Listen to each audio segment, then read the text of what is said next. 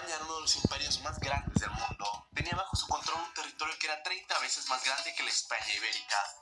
El descubrimiento de América cambió todo para siempre. La influencia del imperio español fue innegable, marcó para siempre la historia de América y el mundo, razón por la que hoy, por ejemplo, el español es la segunda lengua más hablada del mundo después del chino, con más de 450 millones de nativos.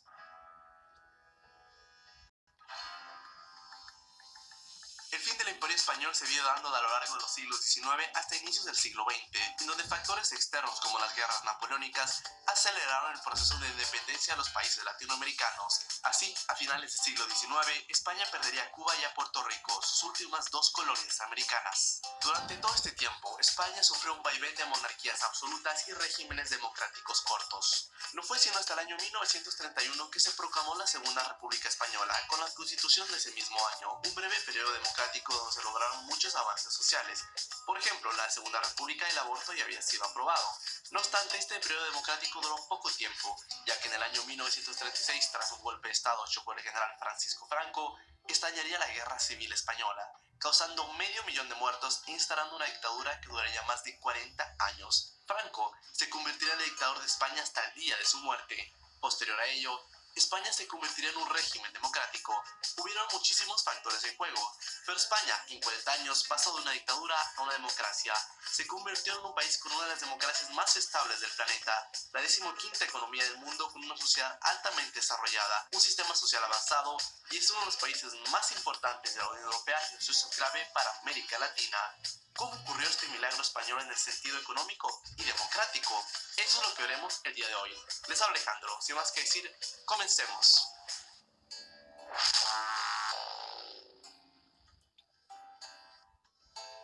En 1931 se había proclamado la Segunda República Española en un intento de democratizar al país que había estado sumergido en una restauración borbónica, un periodo donde España había estado gobernada por un sistema monárquico. El periodo entre 1931 y 1936 fueron años de mucho trastorno social, conflictos entre grupos de izquierda y la Iglesia, la regionalización de los países periféricos.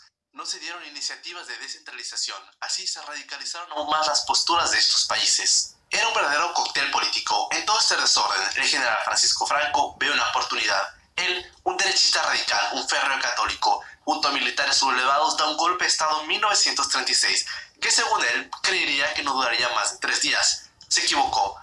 Encontró una gran oposición al golpe y la guerra duraría 3 años, hasta el día en que Madrid cayó, en 1939.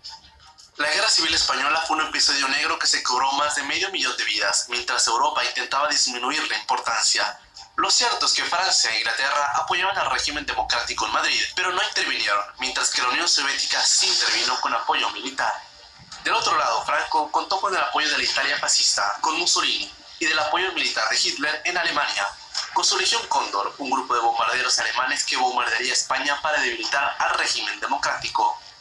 Alemania utilizó España como un campo de entrenamiento para después diezmar a Europa entera. Sin Alemania e Italia, Franco no hubiera podido ganar. Cuando Franco asumió la jefatura de Estado, nadie se imaginó que gobernaría España hasta el día de su muerte, pero así fue. Durante el inicio de su periodo, Franco fue apoyado por sectores conservadores, industriales, el Opus Dei, una sección de la Iglesia y demás. El régimen totalitario de España continuaría durante la década de 40, mientras España evitaba entrar en la Segunda Guerra Mundial. A pesar de las buenas relaciones con Alemania, España desiste de unirse a las potencias del eje.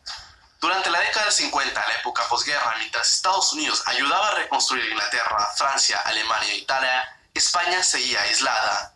España se encontró como el único régimen fascista que aún seguía en pie en Europa. A España se le fue negada la entrada a las Naciones Unidas y Estados Unidos recomendó cortar relaciones diplomáticas con España a todas las naciones del mundo. Así, poco a poco los embajadores de varios países empezaron a abandonar Madrid. España se encontraría más aislada que nunca. Para finales de la década de los 50, el aislamiento empieza a costarle caro a la economía española. La economía de este país cae abruptamente y el régimen franquista sabe que tiene que tomar cartas en el asunto, o del contrario, el régimen no podrá sustentarse. La economía española cae brutalmente en esta etapa autárquica. El régimen opta entonces por la liberación económica.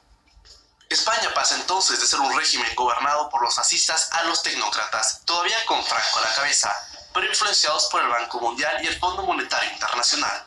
Este es el momento en que España entra a formar parte del propio FMI y es el momento en que España empieza a formar parte de los organismos internacionales como las Naciones Unidas y busca el reconocimiento de los Estados Unidos y los demás países europeos. El ingreso de España y de las otras 18 naciones que ahora se incorporan a las Naciones Unidas era, por otra parte, un acto de justicia. En este contexto de intentar desarrollar una política abierta al mundo, una figura súper importante es López Rodó. Él era un tecnócrata del Opus Dei, que dirige toda esta etapa desarrollista, intentando cambiar la economía española, abriéndola al mundo. Esta abre España inversiones extranjeras. España pasa a ser un país agrario, a ser un país industrializado y un país mucho más urbano. Ese es el momento donde se empieza a mirar a Europa más cercamente. Una política de construcción de infraestructura aérea, ferroviaria, grandes inversiones de transformación del sistema productivo. Es un contexto donde se encuentran las primeras concentraciones políticas sociales hasta el momento totalmente reprimidas, porque la oposición estaba aniquilada. Así, España se estaba transformando, pero era todavía una dictadura bajo Franco. El dictador de España, cuando llegaba a la década del 70, empieza a decaer en salud y sabe que tiene que encargar a alguien la continuidad del régimen franquista. Franco designa a Juan Carlos de Borbón como futuro sucesor de jefe de Estado y en 1973 nombra a Carrero Blanco como jefe de gobierno, pero este último es asesinado por ETA. Su reemplazo será Arias Navarro. Los últimos años del franquismo hay un gran descontento en todos los campos. El régimen franquista está en el lecho de muerte. Acaba cuando Franco muere oficialmente en la cama en el año 1975. Desde la emoción, en el recuerdo a Franco, ¡viva el rey!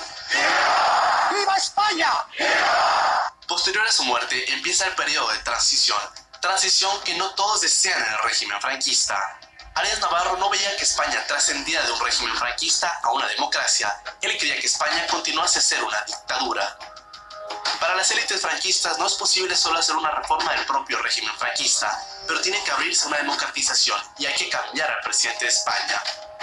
Esta democratización no puede estar a cargo de Arias Navarro por su tinte autoritario, así que la persona que lo asume es Adolfo Suárez, un dirigente moderado con capacidad de negociación y pactos. Adolfo Suárez toma el poder en julio de 1976. Su opción es negociar el régimen dentro de las familias del franquismo y la oposición franquista y fuera con la oposición antifranquista, un pacto hacia la democracia. La idea oficial solo era encontrar un mejor acomodo al régimen franquista, pero la oposición y la presión lo hacen imposible. Es cuando se abre la etapa de la democracia. Las propias Cortes franquistas, el pseudo-Parlamento de España, aprobó una ley de reforma política que es una ley puente que da la convocatoria de elecciones por sufragio universal. Es el puente entre un régimen dictatorial y un régimen democrático. Esta ley, ratificada en 1976, es lo que abre la posibilidad de convocatoria de elecciones el 15 de julio de 1977. Así, las elecciones del 77 fueron las primeras elecciones desde la Segunda República en más de 40 años. En estas elecciones, la Unidad de Centro Democrático, partido al que pertenecía Adolfo Suárez, salió victorioso en el gobierno. Su principal trabajo fue el establecimiento de una nueva constitución. Adolfo Suárez fue una figura clave, ya que él llevó a cabo el proceso de autodestrucción o destrucción interna del régimen y la élite franquista, así como la liquidación de las Cortes franquistas, un pseudo-parlamento y la legalización de todos los partidos políticos que en su momento clave fueron ampliamente reprimidos y prohibidos por el régimen. En el año 1967 se realizó un referéndum para que el pueblo español aprobara la constitución que establecía a España como un Estado de derecho y democrático. Esta fue aprobada con más del 92% de los votos. Adolfo Suárez gobernaría España desde 1976 hasta 1981, cuando por presiones políticas de su partido y la corona renunció al cargo. Mi marcha es más beneficiosa para España que mi permanencia en la presidencia. Y yo no quiero que el sistema democrático de convivencia sea una vez más un paréntesis en la historia de España.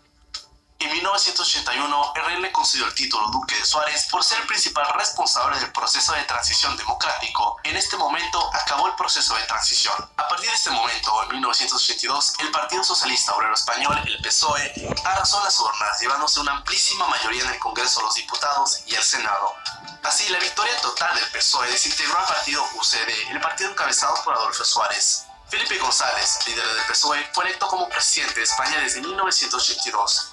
El PSOE y González permanecerían en el poder por más de 14 años. Durante sus más de 14 años de gobierno hubieron muchísimos cambios sociales y económicos. González siguió una política económica liberal basada igualmente en avances sociales.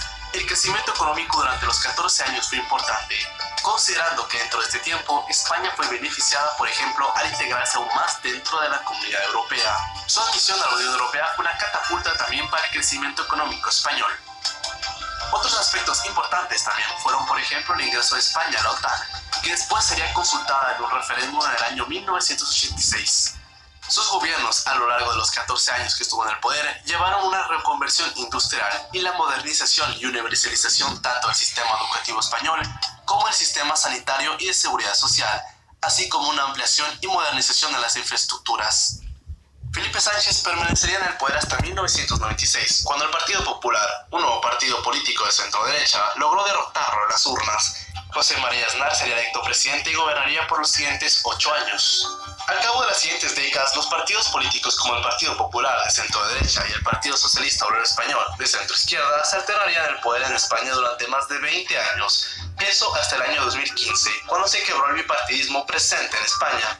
Un hito importante, además de la integración de España a la Unión Europea, fue su adhesión a la eurozona, abandonando así la peseta española y sustituyéndola por el euro. Así, España, junto a los otros 19 países de la Unión Europea, adoptaron una moneda común y renunciaron a controlar su política monetaria. El exitoso modelo de integración europea ha beneficiado enormemente a España. Un 14% de las exportaciones españolas van a Francia, un 11% a Alemania, un 9% Portugal, un 7% Reino Unido y un 8% Italia. En resumen, que un 70% de las exportaciones españolas va dentro de las fronteras de la misma Unión Europea y un 60% de las importaciones también provienen dentro de la Unión.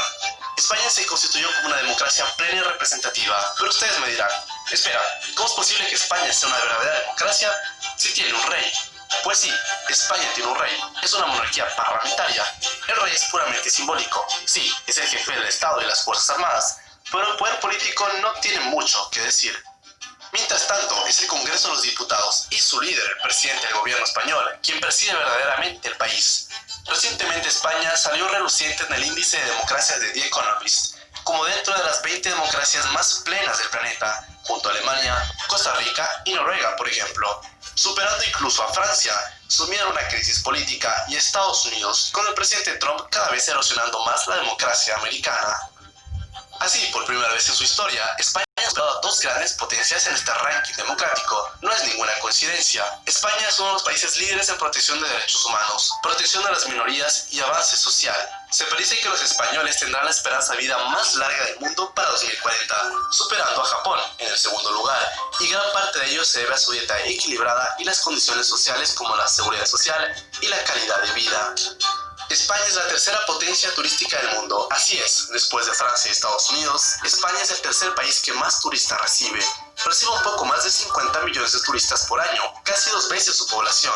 Esto ha producido que Madrid y Barcelona se cataloguen como ciudades globales y altamente conectadas a la comunidad europea y mundial, estableciéndose como 2 hubs económicos y turísticos en Europa y en el mundo.